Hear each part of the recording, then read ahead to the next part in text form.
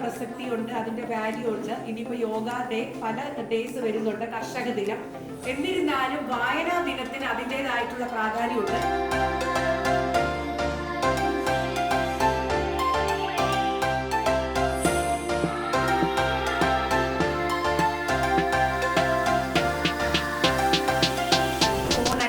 Digital addiction എന്ന് പറയുന്നത് drug അഡിക്ഷനേലും ഭയാനകമായിട്ടുള്ള ഒരു സംഗതിയാണ്.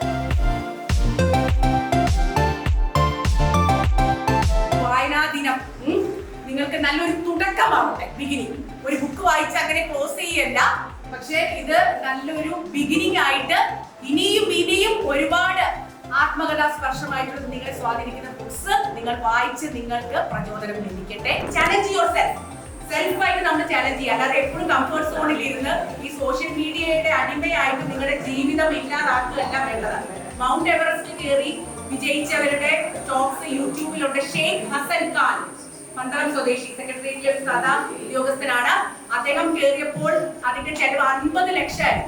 ഇപ്പൊ അതെ, മൗണ്ട് എവറസ്റ്റ് എക്സ്പെഡിഷൻ 2 months, അതിന്റെ സ്റ്റാർട്ടിംഗ് തന്നെ 50 lakhs, ഇപ്പൊ 70 lakhs. കാരണം നേപ്പാൾ ഗവൺമെന്റിന് ഇത് ടൂറിസത്തിന്റെ വലിയൊരു റവന്യൂ ആണ്. നേപ്പാൾ ഗവൺമെന്റിന് തന്നെ ഇതിന്റെ പെർമിറ്റിന് 15 lakhs കൊടുക്കണം. പൗലോ കോയിലോ പറഞ്ഞതുപോലെ നിങ്ങൾ എന്ത് തീവ്രമായിട്ട് ആഗ്രഹിക്കുന്നോ പ്രപഞ്ചം മൊത്തം അത് നിങ്ങൾക്ക് അനുകൂലമായിരുന്നു. പക്ഷെ അതിനുവേണ്ടി നിങ്ങൾ പ്രയത്നം എടുക്കണം. കാരണം ഒരു ടിക്കറ്റ് എടുക്കാതെ എന്തായാലും ബാക്കി ലോട്ടറി കിട്ടില്ലല്ലോ.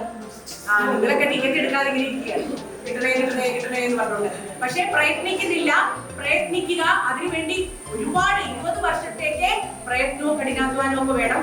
ഇങ്ങനെയുള്ള സാഹസിക യാത്രകളൊക്കെ നമ്മുടെ ജീവിതത്തിന്റെ ചിന്താഗതികൾ തന്നെ, പെർസ്പെക്റ്റീവ്, ആറ്റിറ്റ്യൂഡ്, ഔട്ട്ലുക്ക്, ഇതൊക്കെ ടോട്ടലി മാറ്റിയെടുക്കും.